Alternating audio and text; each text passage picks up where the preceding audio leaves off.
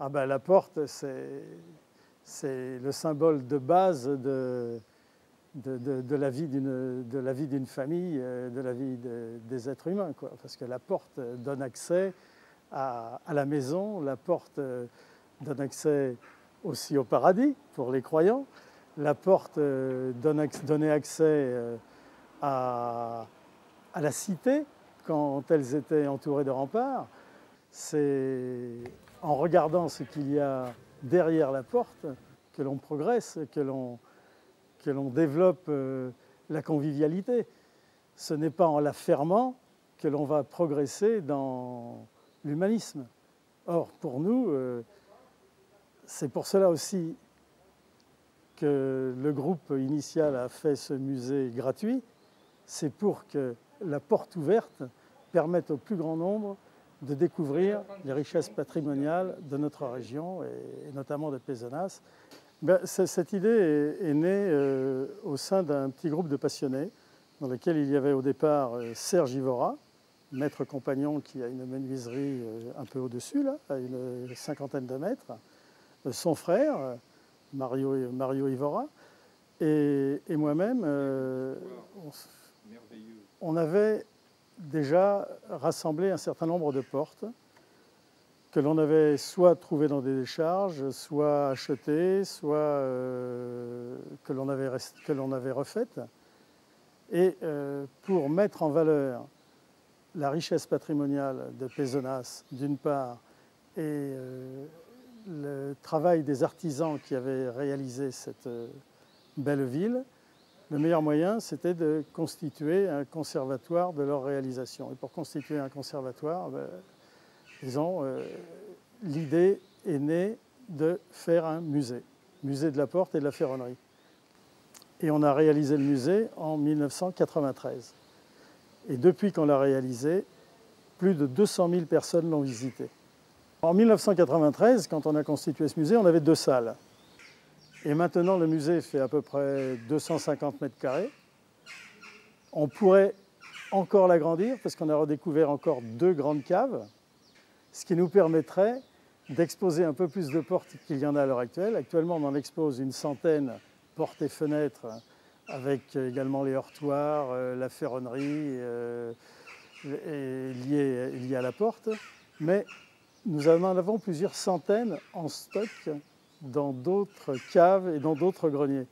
Maintenant, le musée est complètement intégré à la visite de Pézenas. Aussi bien l'office de tourisme en fait la promotion, aussi bien la municipalité en fait la promotion, et on est présent dans beaucoup de guides du Languedoc-Roussillon, où on est présenté comme un musée insolite qui est un lieu à visiter et qui est incontournable, parce qu'en fait, des musées de la porte, il n'y en a pas beaucoup en France. Nous pensons que nous sommes le seul. Venez nous voir, la porte vous est grande ouverte. Donc c'est un peu ce que l'on voudrait que chaque personne arrive à faire. Le barbier Gély, c'était un ami de Molière.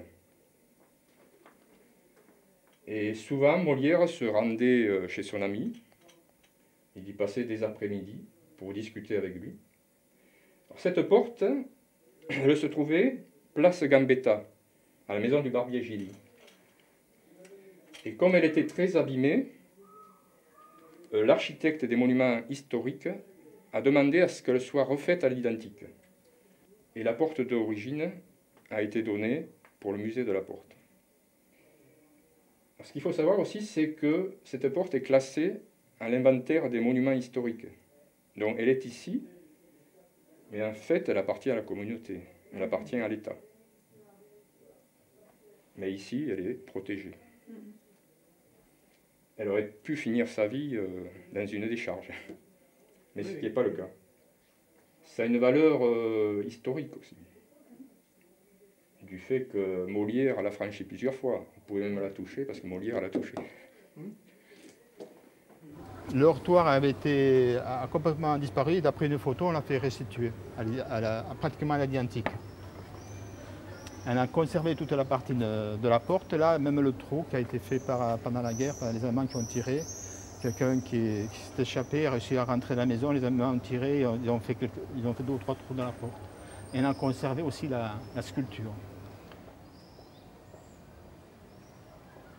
Alors ici, vous êtes dans une échoppe, c'est un magasin où on expose du travail des artisans. Donc là, c'est une entreprise qui est installée à Pézenas depuis 37 ans. Donc nous travaillons beaucoup dans le patrimoine, particulièrement avec les bâtiments de France et les monuments historiques. Donc cette entreprise est très active dans la transmission du savoir, surtout la formation des jeunes. L'avantage du musée, pour nous, c'est un écomusée, ça nous amène les clients, ça met confiance aux clients aussi, parce qu'ils voient que nous sommes passionnés par ce qu'on fait, donc il y a une relation qui s'installe de suite.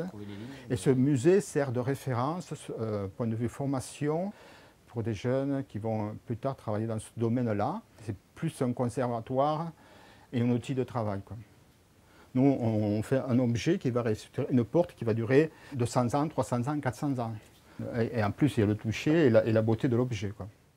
En entrant dans le musée, tout à l'heure, je vous avais parlé d'un trésor et je vous avais demandé de le chercher, mais vous ne l'avez pas trouvé. Alors pourquoi on a un trésor dans le musée? C'est parce que quand les parents viennent accompagnés d'enfants, surtout les tout petits, bon, ils ne s'intéressent pas trop aux portes. Alors pour les occuper, on leur demande de chercher le trésor du musée qui est bien caché. Alors ils courent partout, dans toutes les salles, et finalement ils arrivent quand même à trouver le trésor. Ce que vous n'avez pas réussi à trouver. Et ce trésor, il est à nos pieds là. Vous voyez ici on a une petite colonne, et ça permet, cette colonne, de regarder dans une cave qui se trouve au sous-sol, et c'est dans cette cave qu'on a le trésor du musée. Donc les enfants, quand ils arrivent là, ils mettent leur tête au-dessus et ils arrivent à voir ce qu'il y a dans le trésor. Alors le trésor, il y a des pistolets anciens, il y a une épée ancienne, il y a des bijoux, il y a une cassette aussi, avec des pièces.